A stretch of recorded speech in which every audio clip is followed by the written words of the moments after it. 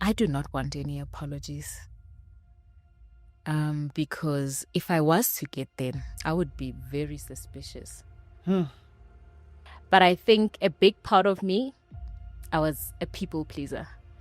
I used to self-sacrifice. And I used to want to make sure people are fine outside me, even if it was at the cost of me not being okay.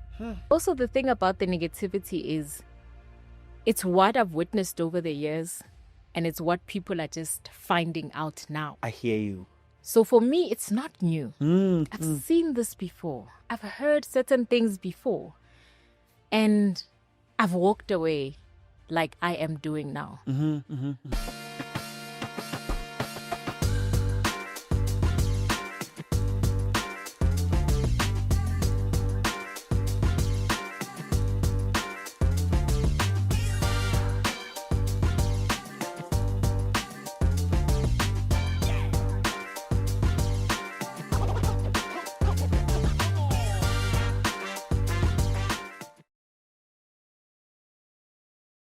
Up one day with the tragic news of your husband being late, and you have to live with that alone, but with us.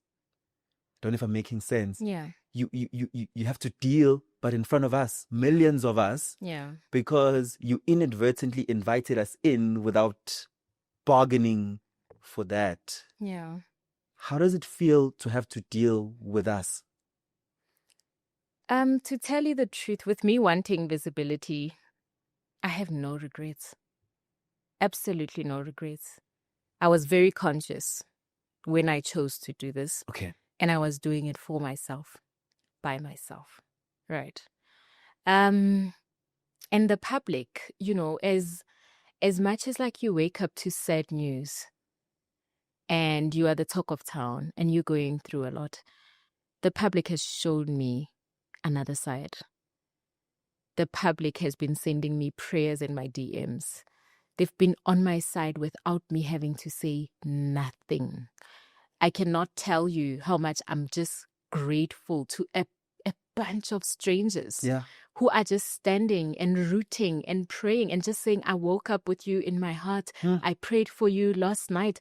You bump into a traffic officer and they say, I was praying for you and my wife yesterday. I'm so happy to see you. You know, it means everything to me. This is like, I don't know how to explain it, but I think when they say it takes a village to raise a child, some parts of me are so broken that it needs that kind of village. Like I am out here walking, looking all strong. I feel like there's an entire nation behind me. Prayers, love, and good wishes.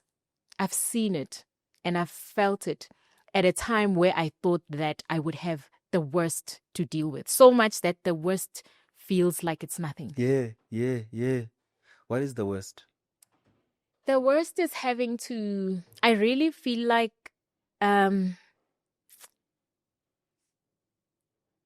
where do I start? At the beginning. I don't even know. But anyway, the worst is having to deal with a lot of naysayers that are close to you, that you know from a personal level, and that have seen you walk a journey. And most time, a journey that has not been pleasant. Family, friends. Yes, very close circles. Yeah. And then you have a lot of strangers who just now come and outweigh all of that. Without you having to fight back or say anything. And become the community. And become and the sisterhood. Where you just, find a new friend. They're not judging you. They're not saying anything. They're just saying, we have your back. It means everything to me. It really does.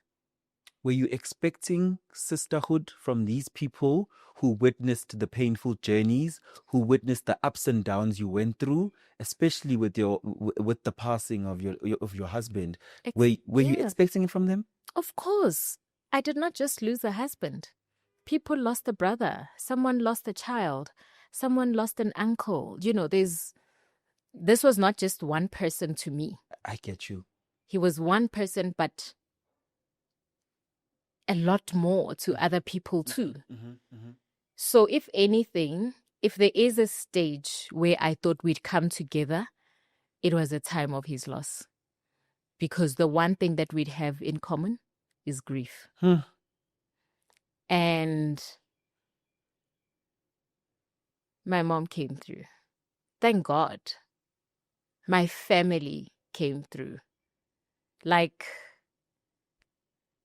Which is ironic because umfazi, it shouldn't be just your mom coming through. You no longer are of this family, inverted commas. You are of another family. You should be getting the most love out of them because they bore this person. It's their sister, it's their brother, it's their cousin. You should be getting the most empathy out of them. yeah, but I'm grateful for my family. Yeah. Yeah, very, very grateful. Like each and every one of them, from my cousins, my aunts, my sisters. So grateful for them. And there's 2 of his aunts that also came through proper. I am grateful for them. The people that mattered, they showed up. They really did.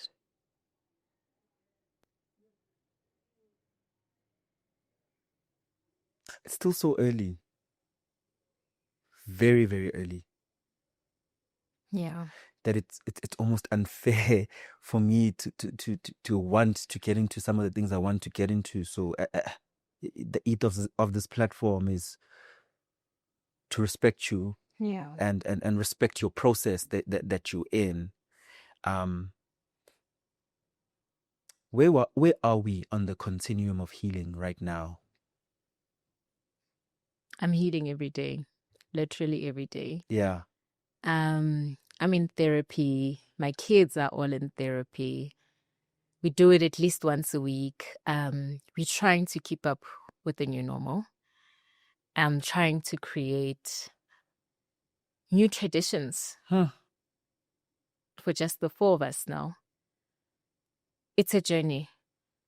God is good, and God has been good and graceful. Yeah. So, yeah, it's a journey. At any point did you feel lost?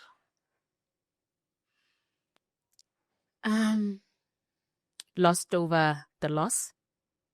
Like, this loss has made me feel like I'm actually lost in life right now. It left me traumatized. Traumatized. Sure.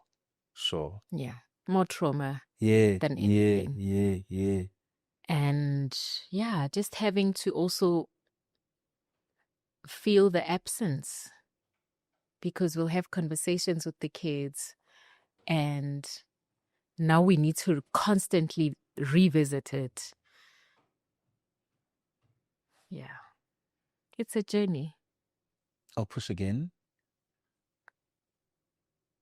Why does the absence of mourning feel different to an absence of separation? Ask it again. Why does an absence of mourning a person who's late, Yeah. a late husband, Yeah. feel different to the absence you had when you had separated? I mean, look, he will always be the father of my children. Whether we were married, divorced, In between. whatever it was, Yes. he will remain the father of my children. They will not be any other person that will say, now this is the father. He is the biological father of my children. And I really do think that he did mean a lot to my children. And there's certain things that need parents, some need mom, some need dad. And I don't want to see my children break down because Dad is of, not there. Yeah. Yeah. And we know that a time like that is going to come. We know that it's going to come.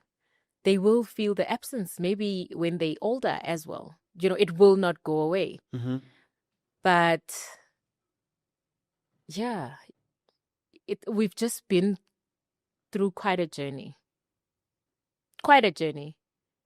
But it's better knowing that he's still around. The kids will still get to see him, or the kids will still get to visit him. Unlike you will never, ever Permanence. see him again.